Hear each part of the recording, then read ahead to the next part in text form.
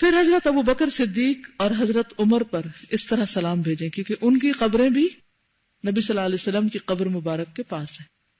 السلام علیک یا ابا بکر الصدیق، السلام علیک یا عمر الفاروق. اے ابو بکر صدیق آپ پر سلام ہو، اے عمر فاروق آپ پر سلام ہو رضی اللہ عنہ. دہرائیے، السلام علیک یا ابا بکر الصدیق، السلام علیک یا عمر الفاروق. جب آپ یہ سلام انہیں کریں گے اور سوچ کے کریں گے تو ہو نہیں سکتا کہ آپ کے آنکھوں سے آنسو نہ نکلے کہ اللہ سبحانہ تعالیٰ نے ان دو کو اس مقام کے لیے چنا ہے. وہ کتنے سنسیئر تھے اپنے نبی کے لیے، کتنے محبت کرنے والے تھے، کتنے وفادار تھے کہ مرنے کے بعد بھی اللہ سبحانہ تعالیٰ نے ان کو ساتھ ہی رکھا. کیونکہ حدیث میں آتا نا کہ المرء مع من احب، انسان اسی کے ساتھ ہوگا جس سے وہ محبت کرے گا. تو اللہ نے ان کو اپنے نبی کے ساتھ مرنے کے بعد جگہ دی. یہ ان کی سچی محبت کا ایک اظہار ہے، سچی محبت کا ثبوت ہے، گواہی ہے. اس لیے ان دو کے خلاف کبھی کہیں سے کوئی بات سنے تو اس میں یقین نہ کرے، کیونکہ یہ نہیں ہو سکتا کہ اللہ اپنے نبی کے ساتھ ایسے لوگوں کو جگہ دے جو جن کے دلوں میں نبی کی صحیح قدر و قیمت نہ ہو. تو بہرحال کوشش یہ کریں کہ ساتھ آپ کے کوئی ایسی کتاب ہو یا ایسی چیز ہو کہ جس میں حضرت ابو بکر کی صفات اور حضرت عمر کی دہرا لیں. Read about them. کیوں؟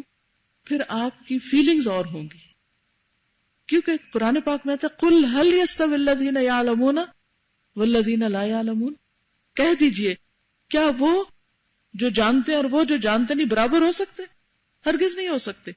آپ کے دل کی کیفیت ہی کچھ اور ہو.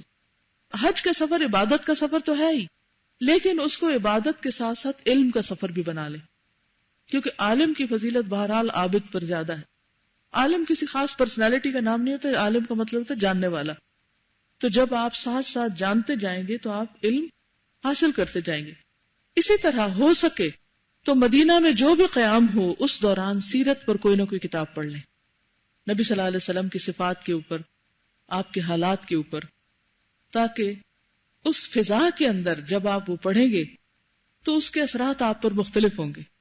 وہ چیزیں آپ کو بڑی اچھی طرح یاد رہ جائیں گی.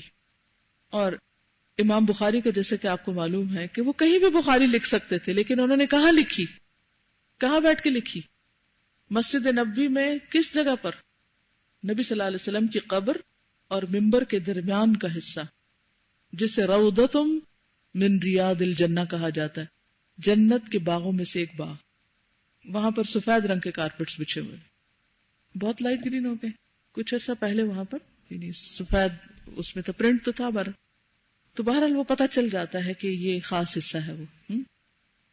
تو اگر ہو سکے تو حدیث کی کوئی چھوٹی سی کتاب یا کوئی ایسی چیز آپ وہاں لے جائیں. یہ بہترین وقت سیرت کی کتاب پڑھنے کا کیا ہے؟ جیسے عمرے کے بعد، یا اگر یہاں سے ڈائریکٹ آپ مدینہ جا رہے ہیں، بعض فلائٹس ڈائریکٹ بھی جاتی ہیں، تو آپ سفر میں اس کو پڑھیں، یعنی جتنا قریب ترین ہو سکے ٹائم اس پہ پڑھیں. پھر مدینہ اتر کر بس اپنی عبادتوں کے علاوہ ساتھ ساتھ ان کے بارے میں پڑھیں. اور اگر حدیث کی کوئی کتاب پڑھیں گے تو آپ اس سنت کو زندہ کریں گے کہ مسجد نبی میں تعلیم ہوتی تھی. بہت سی حدیثیں جو آج ہم تک پہنچی ہیں یہ وہیں سے اوریجنیٹ ہوئی ہیں، وہاں ان کا درس دیا گیا تھا، وہاں یہ سکھائی گئی تھی. تو انشاءاللہ جب وہ پڑھیں گے تو آپ کے دل کی کیفیت، یقین کی کیفیت، ایمان کی کیفیت کچھ اور ہو جائے گی. تو اس موقع سے فائدہ اٹھائیں. مثلا آج کل آپ دیکھیں کہ موبائلز کے اندر آپ ایسے سافٹ ویئر ہیں جو ڈاؤن لوڈ کر لیں تو ان میں حدیثیں ہو سکتی ہیں، ٹرانسلیشنز بھی ملتی ہیں اگر آپ کو عربی نہیں آتی. چھوٹی پاکٹ سائز کی کتابیں بھی ہوتی ہیں، جو آج کل میں لؤلؤ المرجان پڑھ رہی ہوں، بالکل اتنی سی کتاب ہے. تو وہ آپ کہیں بھی اپنے ہینڈ بیگ میں بھی رکھ سکتے، بالکل لائٹ پیپر کے اوپر چھپی ہوئی ہے، ہینڈ بیگ میں بھی رکھ کے آپ کہیں بھی لے جا سکتے ہیں.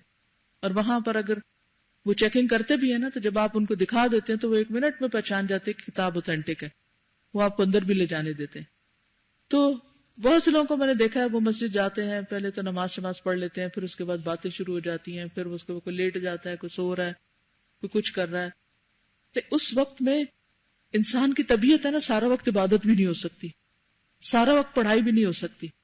نفل پڑھ لیں، پھر کتاب پڑھ لیں، پھر خاص طور پر اگر تہجد کے وقت آپ گئے ہیں اور اس کے بعد فجر پڑھ رہے ہیں اور اس کے بعد آپ اشراق کا انتظار کر رہے ہیں، تو اس سارے وقت میں آپ کچھ ذکر اذکار کر لیں، کچھ درود شریف پڑھ لیں، اور کچھ اس کے ساتھ ساتھ نبی صلی اللہ علیہ وسلم کے بارے میں یا آپ کی احادیث کے بارے میں ضرور پڑھیں.